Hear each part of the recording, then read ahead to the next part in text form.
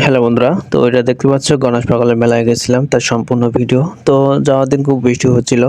তো বিভিন্ন বৃষ্টির মধ্যে কিন্তু গেছিলাম প্রায় প্রতি বছরই ২ বছর যাচ্ছে। ২ বছরের মধ্যে ২ বছরে কিন্তু বৃষ্টি হচ্ছে। তো তোমরা দেখতে পাচ্ছ এখানে যারা গেছিল সবাই কিন্তু পলিথিন মুড়ি দিয়েছিল এবং পরবর্তীতে আমরাও ছিলাম কারণ ওখানে খুব বৃষ্টি হচ্ছিল। আর এই সময় কিন্তু বৃষ্টি হয় বেশিরভাগ ঝড় হয়েছিল। গত বছর কিন্তু ঝড় হয়েছিল, এই বছরও কিন্তু ঝড় হয়েছিল। তো আসলে কি বলবো, তো ওখানে গেলে ভালোই লাগে। বিভিন্ন ডঙ্কা কাশির বাজনা শুনে মানে মনের মধ্যে একটা অন্যরকম শান্তি আসে, মতুয়া ভাব আসে। যেহেতু গণেশ পাগলের মেলায় মানুষ বিভিন্ন মন্দির, প্রতিষ্ঠান এবং বিশেষ করে ওখানে একটা গরু আছে। তো গরু দেখতে যায়। তো গরুটা হচ্ছে একটা কাহিনী আছে, গল্প আছে। তো বললে সেটা অনেক বড় হয়ে যাবে, এজন্য বলছি না। তো ওখানে কিন্তু প্রচুর দর্শক হয়েছিল এবং প্লাস এখানে কিন্তু বিভিন্ন ৩-৪ টে জায়গায় বাউল সংগীত, বিভিন্ন সংগীত অনুষ্ঠান হচ্ছিল এবং পাশাপাশি হচ্ছে তোমার এখানে মন্দিরগুলো মন্দির এবং বিভিন্ন ঠাকুরের মূর্তি এখানে আছে। গণেশ মানে বিভিন্ন ঠাকুরের মূর্তি এখানে যে আছে। তো এগুলো একটু ধারণ করে নিয়েছিলাম যাতে তোমাদেরকে দেখাতে পারি যে এখানে কি, কি মূর্তি আছে। এখানে সব ধরনের মূর্তি আছে। তো আসলে কি বলবো, তো অনেক ঘুরতে বৃষ্টির মধ্যে ঘুরছিলাম। স্বাভাবিক একটু বৃষ্টি হচ্ছিল, পরে বেশি বৃষ্টি হয়েছিল। আসলে এবছর ২ বছর যাচ্ছি, এখানে প্রচণ্ড বৃষ্টি হচ্ছে যার কারণে ঘুরতেও কিন্তু অনেক সমস্যা হয়। কারণ বৃষ্টির মধ্যে কাদা হয়ে যায়। আর তাছাড়া ওখানে প্রচুর লোকজন।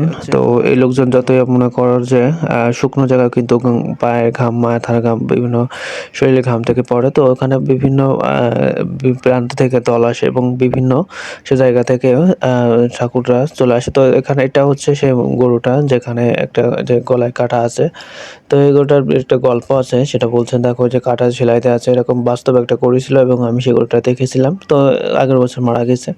তো এখানে একটা শিব মূর্তি এবং বিভিন্ন ঠাকুরের মূর্তি আছে। বিভিন্ন জায়গায় কিন্তু মন্দির পাশাপাশি একটু দূরে আছে, যেহেতু গণেশ পাগল মেলায় প্রচুর জায়গা, অনেক বড় জায়গা। তো আসলে ঘুরতে প্রায় ক্লান্ত হয়ে যেতে হয়। তো তারপর হচ্ছে এখানে বিভিন্ন ধরনের লোকজন কিন্তু এখানে আসে এবং প্লাস এখানে মন্দিরগুলো খুব সুন্দর।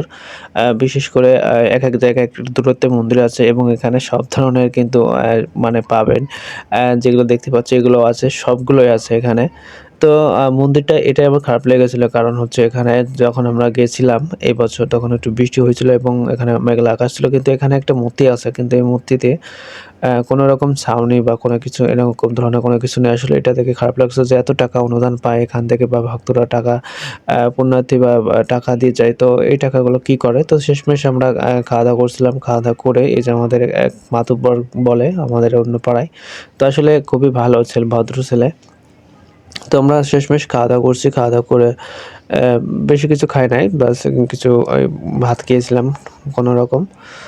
তারপর হচ্ছে এখান থেকে খেয়ে চলে গেছিলাম।